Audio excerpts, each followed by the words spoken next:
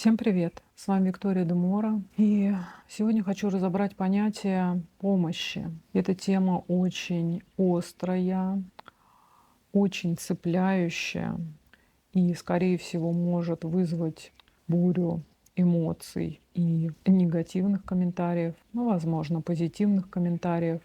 Но задумываясь над тем, что такое помощь и почему в каких-то случаях помощь нам помогает, а в каких-то случаях помощь нам вредит.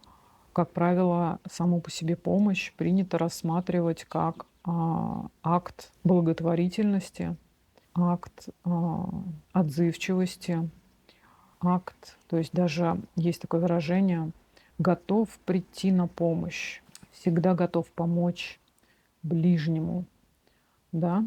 Это звучит очень гордо и превозносится. Но хочу разобрать даже дословно слово «помощь». Ну, насчет частицы, точнее, приставки «по», м, пока не знаю, что может это означать, да, но корень «мощь», да, «мощь», его можно рассматривать с разных сторон. С одной стороны, вроде люди, которые любят помогать другим людям, могут воспринять это с позиции, что они дают мощь, да, помощь. То есть как будто они дают мощь другому человеку, у которого, например, этой мощи нет. Мощь можно рассматривать как силу, да. То есть получается, что какой-то человек оказался в какой-то ситуации, когда у него нет сил, да, например, совершать какие-либо действия, у него нет мощности. Сама по себе мощь — это от слова мощность, а мощность можно интерпретировать как силу или энергию. То есть и получается, что, оказывая помощь, как будто бы мы даем мощь кому-то другому. Но на самом деле мы ничего не даем в этом плане. То есть вы не можете свою силу отдать другому человеку. Вы можете со своей силой что-либо сделать. То есть вы можете применить свою силу, да, то есть это ваше действие. Это ваше действие, направленное на, получается, другого человека. И если рассматривать это в таком ключе, то уже даже сейчас встает вопрос в самой по себе помощи. Если вы применяете свою силу в адрес другого человека и тем самым помогаете ему, но помогаете это на ваш взгляд, вы думаете, что вы помогаете ему. Но что происходит в действительности? Потому что вся наша жизнь — это мир действий, да, где совершаются действия кем-либо. То есть это ваши действия в адрес кого-то. Другой человек, получив это действие в свой адрес, что он получает вообще само по себе, если вы не можете отдать ему свою энергию? Вы не можете отдать ему свой разум, свои мозги. Вообще мы, по сути, другим людям не можем ничего отдать. У нас нету того, чтобы мы могли от себя. Это, знаете, что я изучаю много чего, и считается, что человек вообще, он отличается своим, ну, как бы, как это сказать, он,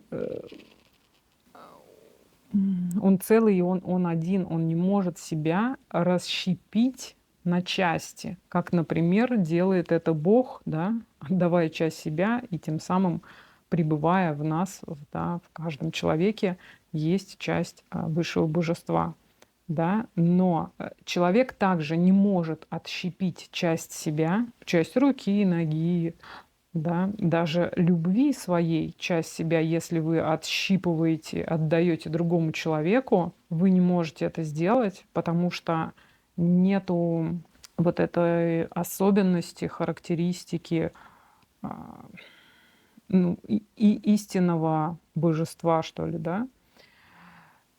То есть даже если вы думаете, что вы что-то отдаете другому человеку, он не может это принять, потому что у него также ограничен, то есть он неделимый, целый и неделимый. Почему у нас размножение у людей происходит при соединении двух разных особей разного пола, да? То есть один дал из себя семя, да, и другой дал. И то есть это соединение чего-то, но никак не... То есть мы же не можем отдать из себя часть и сделать там, своего клона. Нет же, нет. У нас при соединении рождается что-то новое, да, при соединении двух существ рождается третье, и тем самым соблюдается так называемая эволюционная составляющая, да, развития. То есть рождается каждый раз что-то новое, новое, новое.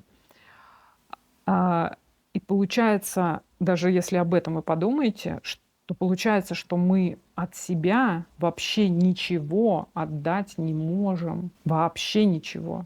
Вот какую бы вы, куда, вот напишите в комментариях, напишите, что вы можете от себя отдать. Вот конкретно вот чем являетесь вы и чем вы себя считаете, и что именно из вас вы можете отдать другому человеку, а другой человек это может принять, даже если брать так называемую любовь. Это иллюзия, потому что мы соединяемся на энергетическом уровне, и там опять же нету ни дающего, ни принимающего. Понимаете? То есть мы, по сути, мы не можем от себя ничего отдать. Мы играем в игру помощи другому человеку, потому что мы думаем, что, совершая какие-то действия в адрес другого человека, мы ему помогаем. Неважно, просил он вас, ну, точнее, важно, конечно, желательно, если он просил об этом, да, делать, навязывать свою помощь другим, это не очень хорошо. Так вот, ну, если рассматривать, неважно, да, просили, не просили, но мы думаем по умолчанию, что мы помогаем. А помогать — это еще вот мочь, да, мог здесь помогать. Это тоже от слова мощь или мочь, я могу, да. То есть получается, что другой человек чего-то не может. Он лишен какой-то силы, он обессилен, да.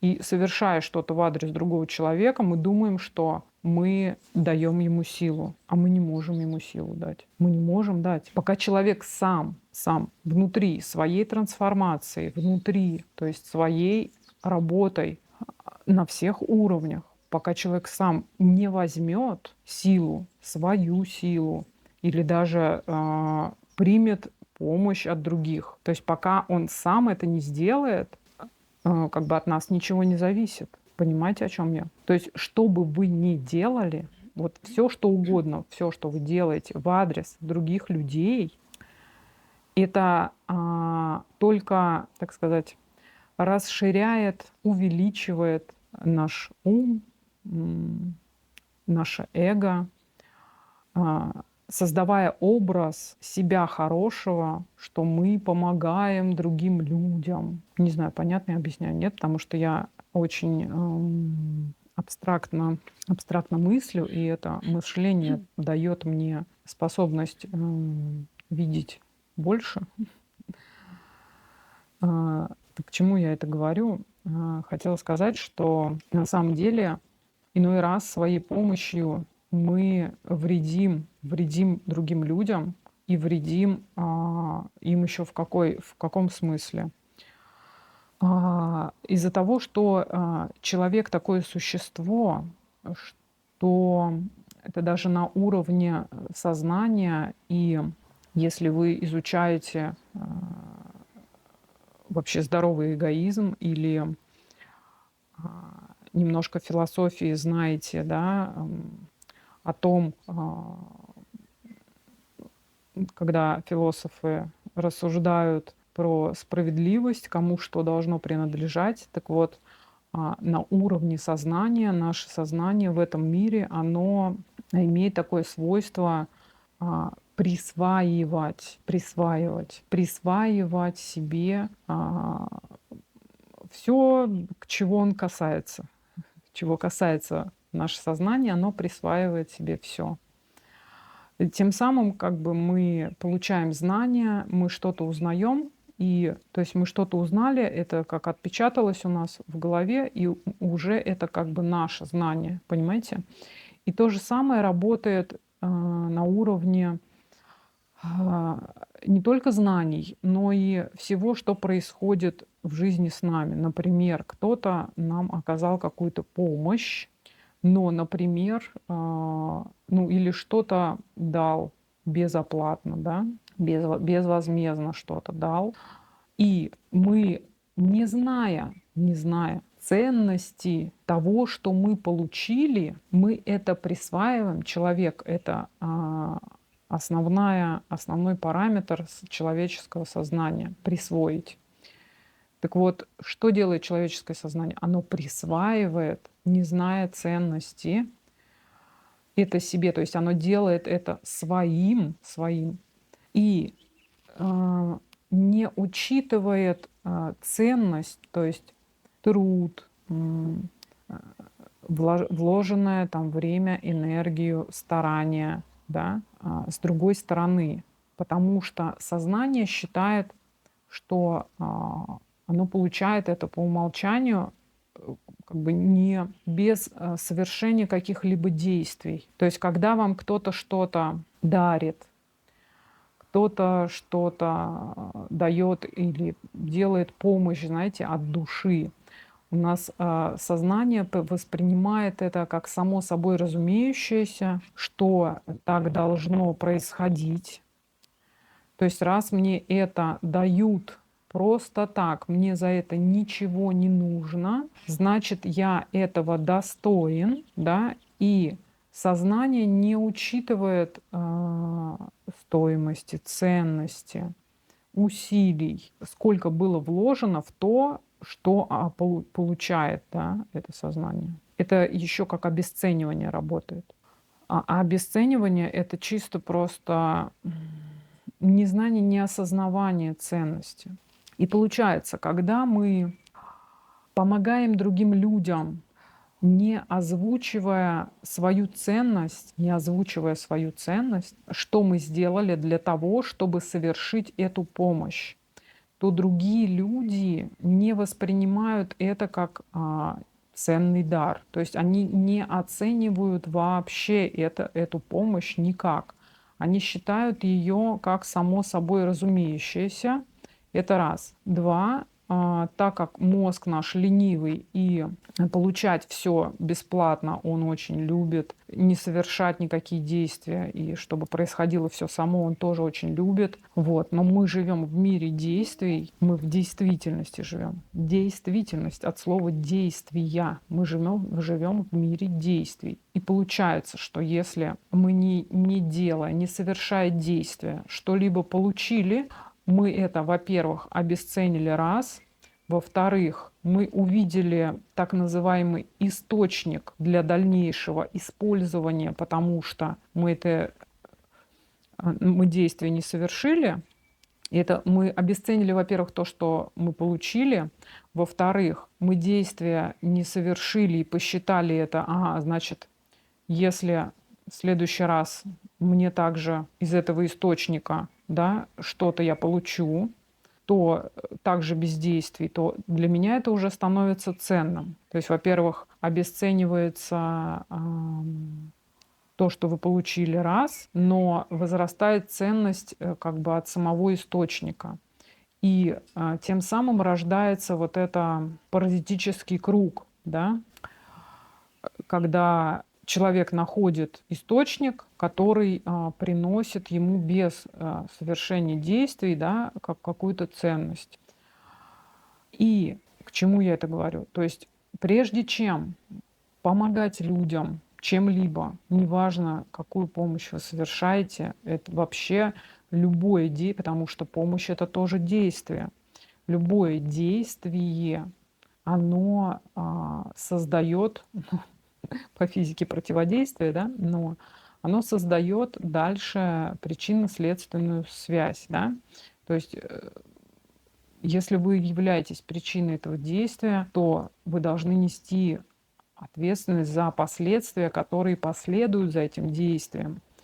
А последствия могут быть такие, что вы подсаживаете человека на его слабость, что он, например, сам чего-то не может сделать и не может жить без помощи. То есть, так сказать, совершая вот эту а-ля благотворительность на постоянной основе, думая, что вы делаете какое-то добро кому-то, вы делаете из другого человека паразитическое существо, которое питается из вашего источника и считает себя слабым в одном случае, а в другом случае может быть хитрым, потому что ему же не надо ничего делать, ему и так все дается уже из этого источника.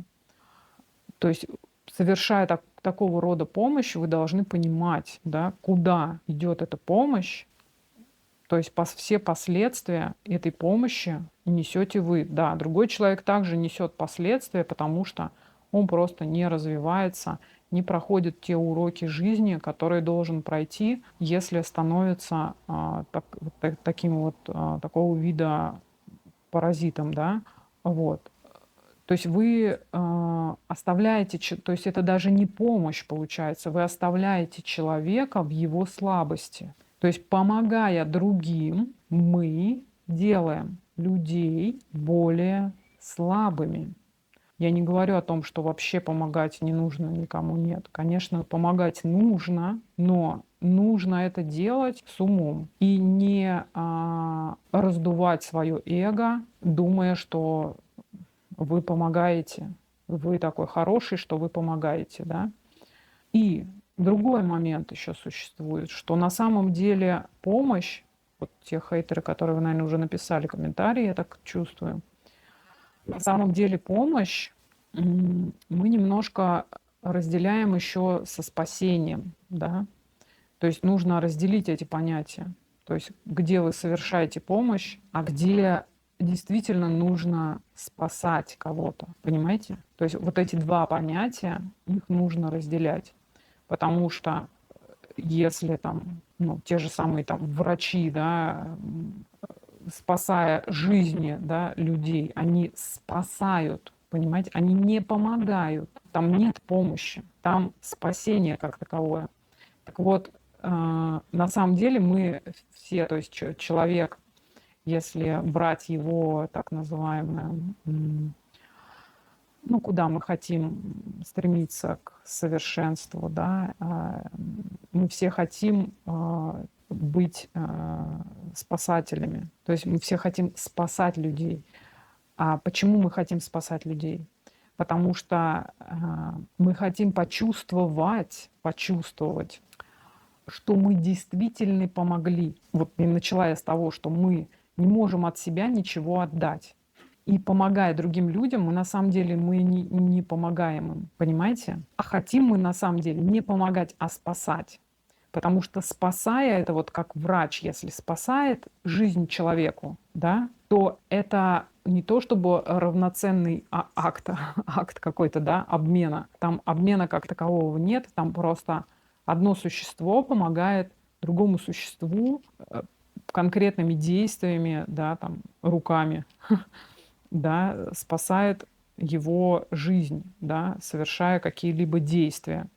То есть вот эти действия прям конкретно на теле другого человека, да, опять же, здесь есть риск. То есть врач, он может как спасти, а может также, тут неизвестен исход. То есть это риск. А где есть риск, там есть героизм. Так вот, мы все хотим быть героями, если уж так глубоко копать. Почему мы хотим помогать другим людям? Мы хотим быть героями и хотим чувствовать себя героями, но героями мы себя чувствуем только там, где есть риск, так же вот как врачи спасают жизни другим людям, там есть риск, потому что совершая эти действия, неизвестно, выживет, так сказать, да, пациент или не выживет, потому что разные же бывают, да, люди и ситуации. В этом смысле врач, он тоже это не помощь, это спасение, это, знаете, как это вынужденный акт. Вынужденный акт, вынужденное действие, но оно направленное, то есть опять же, принесет оно пользу или нет, решает тоже это не врач, даже если это профессионал. Понимаете, вот мы хотим не помогать, мы хотим на самом деле быть героями, но думая, что мы помогаем кому-то, лишая его своей силы, своей мощи совершить то или иное действие, мы лишаем его мощи, мы лишаем его самостоятельности, мы лишаем развития. И в такой ситуации мы не герои. Поэтому, если вы хотите помогать другим людям, подумайте не 7 раз, 10 раз подумайте, прежде чем что-либо делать в адрес другого человека. Это очень важно, потому что каждый несет ответственность за все наши действия. Так называемая карма — это не карма, это причинно-следственная связь. Совершая одно действие, мы рождаем последствия. И за эти последствия отвечаем также мы, потому что действие совершили мы. И в этом нет ничего плохого или хорошего. Просто мы думаем, что мы сейчас совершим хорошее действие, и будут у нас хорошие последствия, и нас за это кто-то наградит как героя. Отсюда идет, потому что героем хотим быть. Но не думаем, что мы лишаем силы, собственной силы других людей, оказывая им помощь в том, что они могут сделать сами, например. Вот, на этом я, наверное, закончу. Получилось как-то сумбурно. Я обычно записываю все спонтанно, как мне приходит в моменте, так я и записываю. Вот. Напишите в комментариях, как часто вы помогаете другим людям и чем именно вы им помогаете. И что при этом вы ощущаете, когда вы совершаете помощь